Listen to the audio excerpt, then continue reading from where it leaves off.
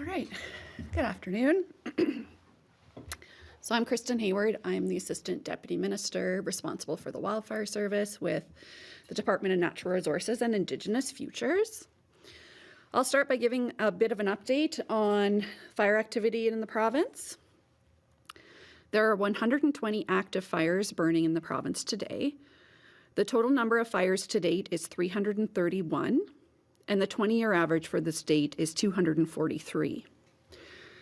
Fire danger remains high to very high in eastern and northern areas, with some areas of extreme fire danger. Western and central areas have low fire danger. So far, only minor amounts of precipitation have fallen in fire areas. We're seeing generally less than 1 millimeter as of this morning. We have seen higher amounts in the areas of Cross Lake, Pimicikamak, and Norway House, and are still expecting some showers in northern areas today with a minor risk of thunderstorms from Gillam over to Flin Flon. We had hot, dry conditions over the weekend and saw increased fire behavior on nearly all fires. Based on recent behavior and today's conditions, we're closely monitoring fires in the vicinity of Laurie River Generating Station, Kettle Rapids Dam, Garden Hill, Leaf Rapids, and Snow Lake.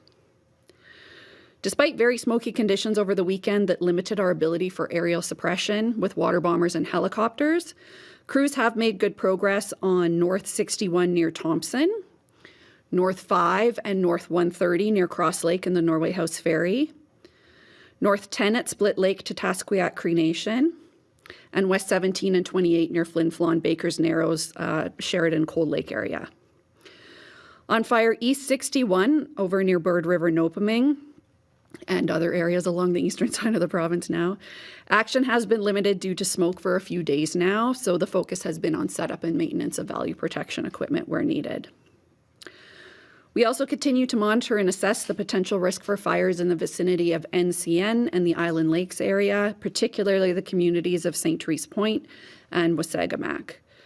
The risk to those communities from these fires has not changed in the past few days and remains relatively low at this time.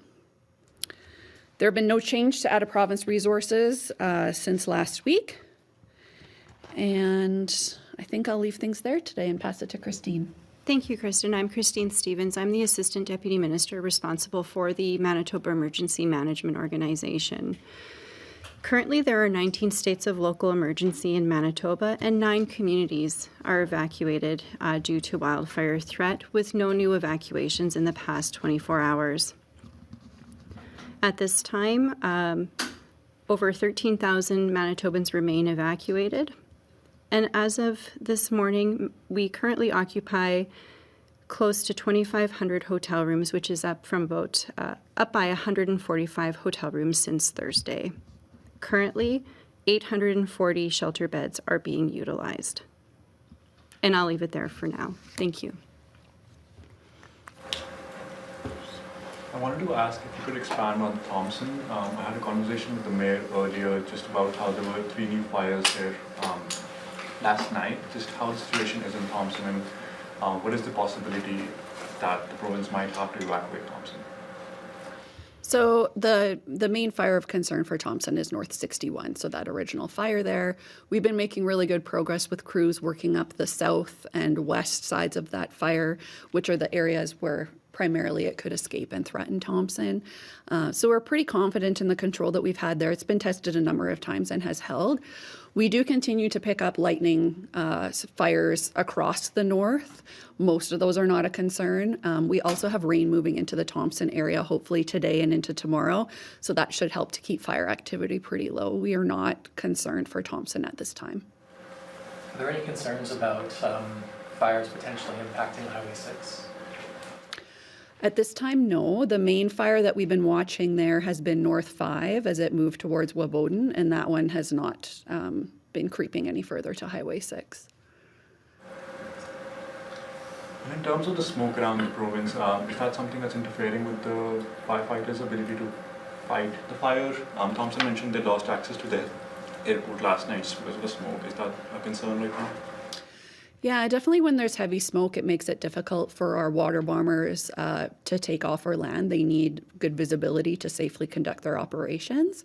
It's also an issue sometimes for the helicopters, depending on how low that smoke is. So we've had challenges getting crews out to areas of the fire where we would need access through helicopter, as well as just being able to bucket using a helicopter. It has been limited by smoke as well sometimes. So definitely the smoky conditions are impacting our ability to action from the air specifically.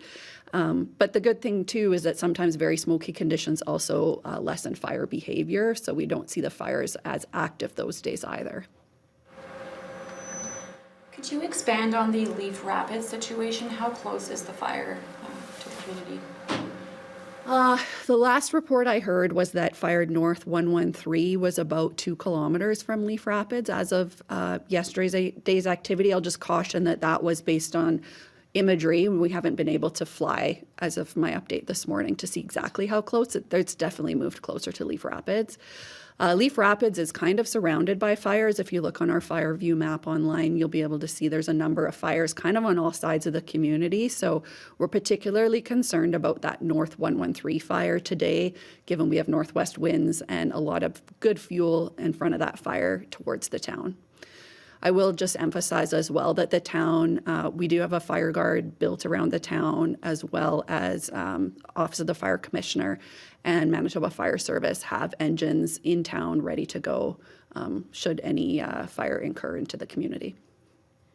I also had a question about a specific situation that's happening to some high-risk people, or is believed to be happening.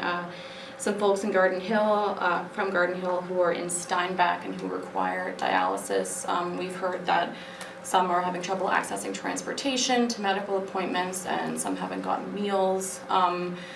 We've heard that they've been told that the Red Cross is not responsible for this and that it might be the province through a different agency. Could you maybe expand on what's happening there? I'm not aware of that specific example. There are times when individuals make their own hotel accommodation arrangements.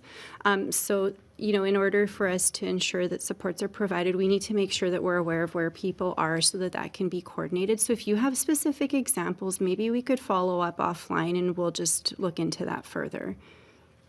For a case like this, who would be responsible for meals? It's not a simple answer. There's a number of jurisdictions and players that become involved. So again, I'd have to know more detail before I could speak to it specifically. Generally, just based on the current short-term forecasts and what you're expecting in the next, or I guess I should ask, what are you expecting in the next few days in terms of fire activity and some of those more precarious situations or situations where fires are closer to communities? Well, it kind of depends on what's going to happen with the precipitation. We have seen very scattered precipitation. So if we don't get the precipitation, we expect fire activity to continue to remain fairly active on those fires where it has been in recent days. The next, likelihood of precipitation after today and tomorrow wouldn't be till Friday. So that period in between would be a potential for things to dry out and start becoming more active again. So we're hoping that the rain is going to help the situation, but it's just too tough to tell. There's so many areas with fire right now that it might help us out in one area, but not in another. And until it happens, we just don't know.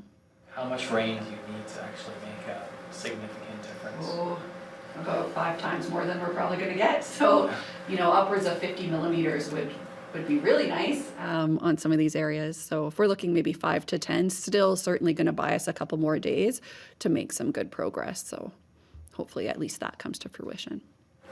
And could you just specify which communities you're most concerned about if there is no rain?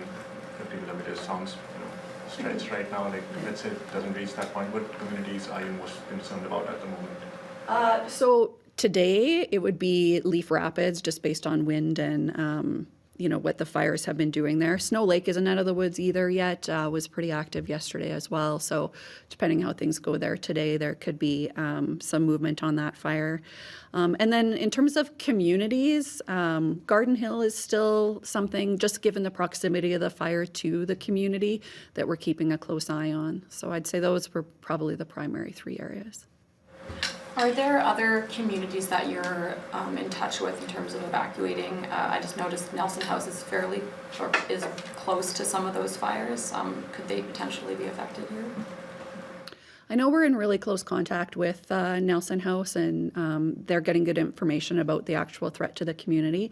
Kristin may be able to speak to any discussions that are happening with them on pre-planning, but I can say that from a fire risk perspective, the growth we've been seeing on the fires near their community has been more to the west. We'd really need to see significant growth to the south to threaten the community. There was some concern with a fire on the road into Nelson House, but that one was dealt with over the weekend and does not pose a threat to the community any longer. So they're looking okay at this point. Yeah, and I do know, excuse me, that that Nelson House was proactively evacuating P1 evacuees over the past few weeks. So there's been good coordination and contact and pre-planning there. Any other questions? Maybe just a bit of an elaboration for Tatasqueyak Cree Nation. Are folks there out because of the wildfires in addition to the issues with the water treatment plant, or what's happening there? So I can speak to the fire aspect first, maybe. Fire North 10 definitely had impact within the community. That caused some structure loss a while back. We're still working on putting out hotspots in the community, but it's looking really good in the community now. What we're waiting to do is get a scan done to ensure that it is as cool as we think it is before we signal that it would be safe for residents to come back. It's definitely getting close, making some good progress, but until we have that information, we don't want to send people back prematurely. My understanding is the community is waiting to see how those scans come back to make decisions on repatriation. Regarding the number of evacuees who are staying in shelter beds right now, how many facilities are currently in use, or which facilities are currently in use with shelter beds? So 4 facilities are currently in use. The RBC Convention Center, the Leela Sports Complex, Billy Mosienko Arena, and the U of W Rec Complex. Is there someone on Zoom? No. No Zoom? Okay. No. Are any other questions? We'll wrap it up. Great, thank you.